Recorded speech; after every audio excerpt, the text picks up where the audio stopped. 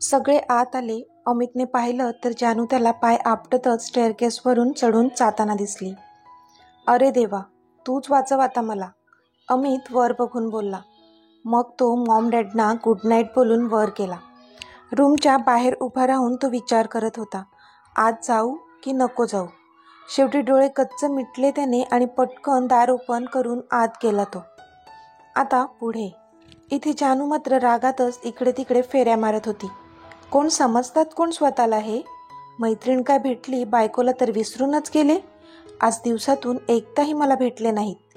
एक वेळ कामात बिझी असते तरी मी समजू शकले असते, पण मैत्रिणीसोबत एवढे बिझी झालेले, तिथे बायकोसाठी वेळ नाही. मी एकटी टॅक्सीने घरी आले तरी एक कॉल पण केला नाही मला, आणि म्हणे मला खूप काळजी आहे तुझी. माझ्या चेअरवर जेवायला पण बसवलं तिला, स्वतःच्या बाजूला. ह्यांना सांगता येत नाही का की माझ्या जानूची जागा आहे ही? पण नाही. आणि तिला काय आमची बेडरूम पाहायची होती? काय करणार होती आमची बेडरूम बघून? आणि हे पण लगेच आले घेऊन बेडरूम दाखवायला. सांगता येत नाही का की आमची पर्सनल गोष्ट आहे ती? पण नाही. चल सानू, तुला बेडरूम दाखवतो मी आमची. मी काही बोलत नाही ना ह्यांना, म्हणून नेहमी हे माझा फायदा घेतात. पण आज नाही. मिस्टर राज्याध्यक्ष, या तुम्ही आज. तुम्हाला दाखवतेच आज ह्या जानूचा खरा बायकोचा अवतार. जानू आता भलतीच संतापली होती. अमित आता बेडरूममध्ये आला होता. जानूला रागात असं इकडे तिकडे फिरताना पाहून त्याने भीतीनेच एक औंढा गिळला. तरी कसंबसं अवसान आणून त्याने तिला आवाज दिला, जानू. तशी एक रागीट नजर तिने त्याच्यावर टाकली. जानू? नाही, काहीतरी चुकतंय. जानू नाही, सानू हाक मारायची होती का तुम्हाला? जानूने आता त्याच्यावर नजर रोखत उपहासात्मक विचारलं त्याला. जानू, काय बोलतेस तू हे? तो आता तिच्या जवळ जाऊ लागला, पण तिने त्याला हातानेच थांबवलं आणि तिथली एक उशी घेऊन त्याच्या अंगावर फेकली. जवळ यायचं नाही हा, अजिबातच. आणि आज काउचवर झोपायचं. मी जवळ नाही झोपणार तुमच्या. ती आता खूप रागाने त्याच्याकडे पाहून बोलली. तशी साहेबांची होती नव्हती ती सर्वच एनर्जी गेली. व्हॉट? नाही हा. जानू प्लीज एकदा तरी ऐकून घे माझं. तो तरी तिला बोलत होता. मीत, नाही, मला अजिबातच बोलायचं नाही आहे तुमच्याशी. काल इतक्या दिवसांनंतर तुम्हाला माझ्यासाठी वेळ मिळाला होता. किती खुश होते मी. पण तुम्ही? जा ना, तुम्ही तुमच्या मैत्रिणीसोबतच वेळ घालवा. मीत, मला काहीच प्रॉब्लेम नाही आहे तुम्ही तिच्यासोबत वेळ घालवलात तरीही. पण तिच्यासोबत वेळ घालवताना तुम्ही मला सपशेल विसरता, आणि तुमची बायको म्हणून मी हे नाही सहन करणार. कळलं का तुम्हाला? जानू अजूनही रागातच बोलत होती. हे जान, आय एम सॉरी ना डिअर.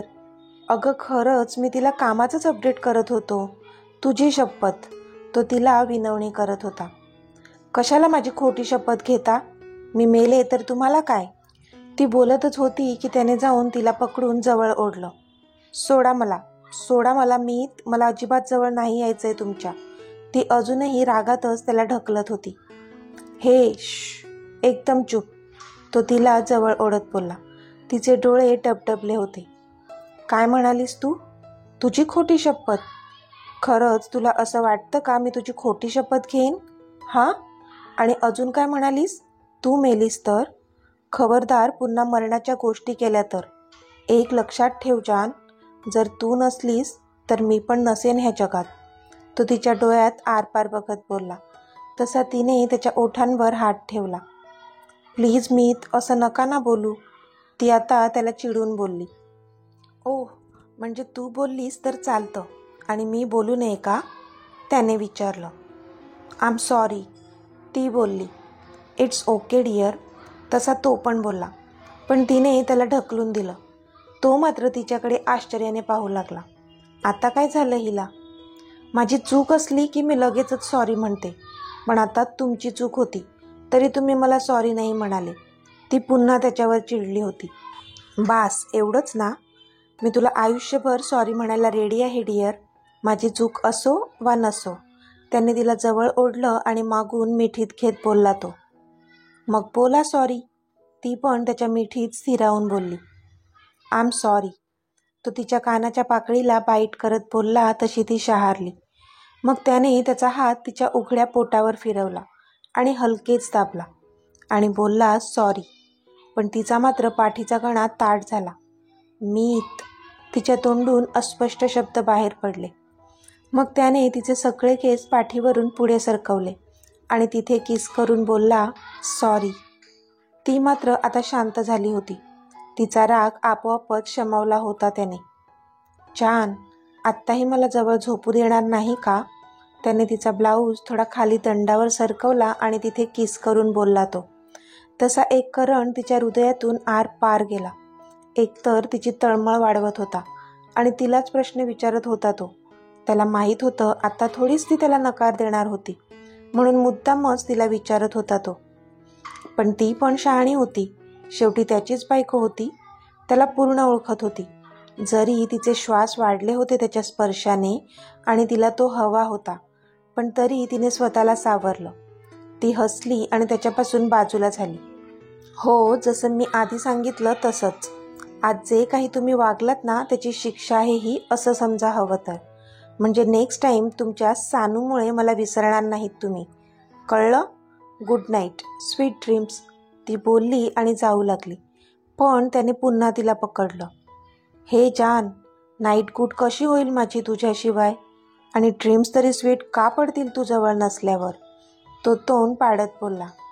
हा विचार आधी करायला हवा होता ना, सानूसोबत दिवस घालविण्याआधी? ती बोलली. ती मुद्दाम सानू ह्या नावावर जोर देत होती. जान, आता हे अति होतंय हा, तो पण चिडून बोलला. पण ती काही मानायला तयारच नव्हती. बरं ठीक आहे, काउचवर नको, बेडवरच झोपा तुम्ही, पण माझ्यापासून 4 हात लांब, ओके? ती बोलली आणि फ्रेश व्हायला बाथरूममध्ये निघून गेली. त्याने मात्र नकारार्थी मान हलवली आणि तो बेडच्या एका बाजूला जाऊन झोपला, एका आदर्श नवऱ्याप्रमाणे. जानू आता फ्रेश होऊन बाहेर आली होती. तिने पाहिलं तर अमित त्याच्या साईडला झोपला होता. तिला माहीत होतं त्याला काही झोप लागणार नव्हतीच. तिला पण वाईट वाटत होतं त्याच्याशी असं वागायला. पण सकाळचा राग होताच अजून. ती सानिकावर तर राग नव्हती काढू शकत, पण स्वतःच्या माणसावर राग काढण्याचा तिला पूर्ण हक्क होता. ती पण आता तिच्या साईडला झोपली आणि तिने लाईट्स ऑफ केले. दोघांचेही चेहरे विरुद्ध दिशेला होते. पण थोड्या वेळाने तीच उठली आणि त्याच्या बाजूला सरकली. पण तिने त्याला मिठी नव्हती मारली. अजून तरसवायचं होतं तिला त्याला. ती त्याच्या बाजूलाच झोपली होती आणि लगेचच तिला झोप पण लागली. अमित मात्र दुसऱ्या कुशीवर झोपला होता. पण त्याची जानू रुसली होती त्याच्यावर. मग त्याला झोप कशी लागणार होती? दिवसभरातून इतका थकला असला तरी त्याला झोप लागत नव्हतीच. शेवटी तिला पाठमोरं तरी बघूया ह्या विचाराने त्याने थोड्या वेळाने कूस बदलली. पण बघतो तर काय, ती तर त्याच्या जवळच अगदी त्याला खेटून झोपली होती. तो आश्चर्याने तिच्याकडे पाहू लागला, पण ती मात्र शांत झोपली होती. तो हसला. हिला स्वतःला माझ्यापासून दूर राहवत नाही, तरी राग मात्र नेहमी नाकावर असतो. माय क्यूट जान. तो तिच्याकडे बघत मनातच बोलला. तिच्या चेहऱ्यावर 2-3 बटा रुळत होत्या तिच्या. त्याने अलगद त्या रुळणाऱ्या बटा त्याच्या हाताने बाजूला केल्या. त्याने तिला स्वतःजवळ ओढलं आणि आता त्याचे ओठ तिच्या चेहऱ्यावरून फिरू लागले. तशी तिने थोडी चुळबुळ केली. मीत, नको ना प्लीज, झोपू द्या, ती झोपाळू आवाजात बोलली. इथे माझी झोप उडवली आहे आणि हिला मात्र शांत झोपायचं आहे. तो मनातच बोलला आणि तिचं काही एक न ऐकता तिच्या गुलाबी ओठांवर त्याने कब्जा मिळवला आणि त्यांना कुस्करून स्वतःच्या शरीरात लागलेली आग विझवू लागला तो. तिचे हात पण आपोआप त्याच्या भोवती गुंफले गेले.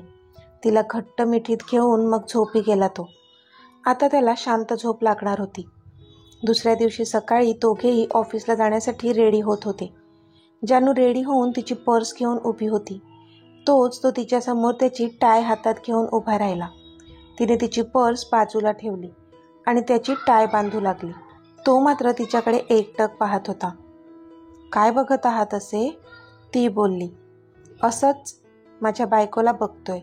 काल खूप रागात होती ना, आज कशी एकदम सॉफ्ट वागते तेच पाहत होतो. तो बोलला तशी ती त्याच्याकडे बारीक नजर करून पाहू लागली. नवरा काही चुकीचं करत असेल तर बायकोला स्टँड घ्यावा लागतो असा. मी पण तेच केलं, जानू बोलली. पण मी काहीच चुकीचं केलं नाही. हो, फक्त काल अनावधानाने तुला इग्नोर केलं तेवढं चुकलं माझं. त्याची माफी मागितली मी, तो बोलला. मीत, मला ही सानिका ना थोडी वियर्ड वाटते. मला माहीत आहे ती तुमची स्कूल फ्रेंड आहे, पण तरी मला काहीतरी वेगळंच जाणवते. तुम्ही प्लीज तिच्यापासून थोडं दूर राहा हां, जानू काळजीने त्याला सांगत होती. जानू, तू उगीचच ओव्हर पॉझेसिव्ह होतेस.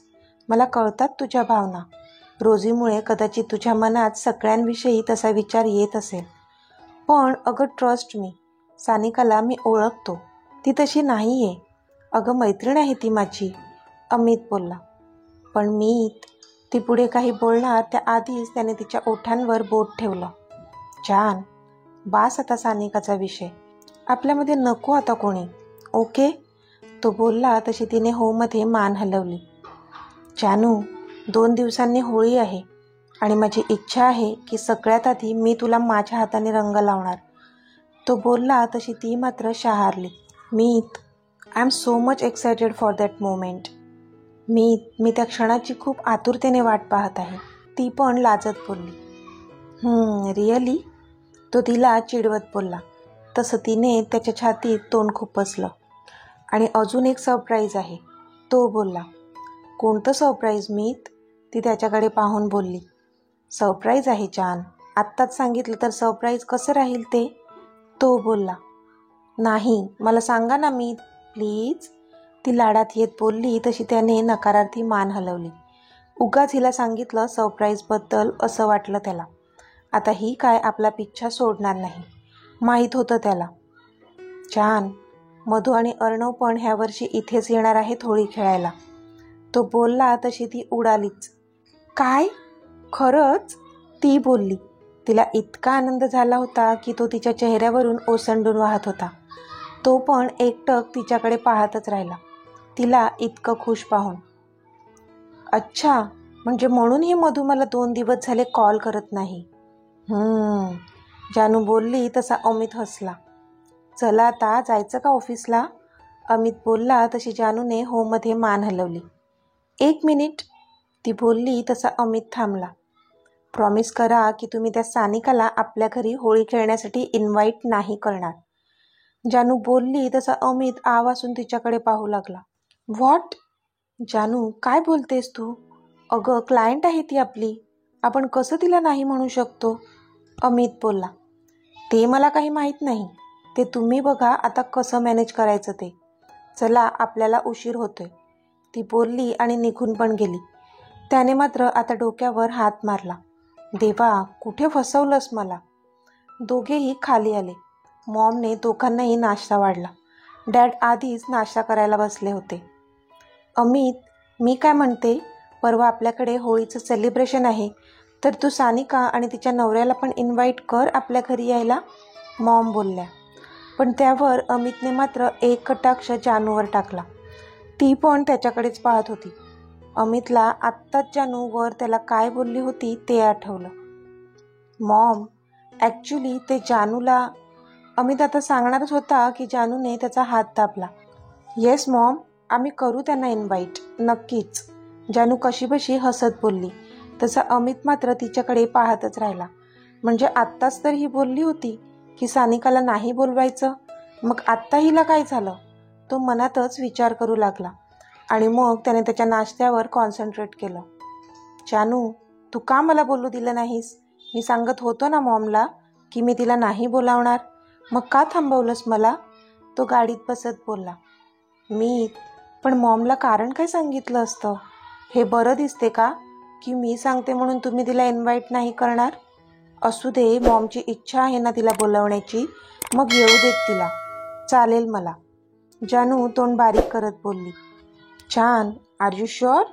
त्याने पुन्हा विचारलं.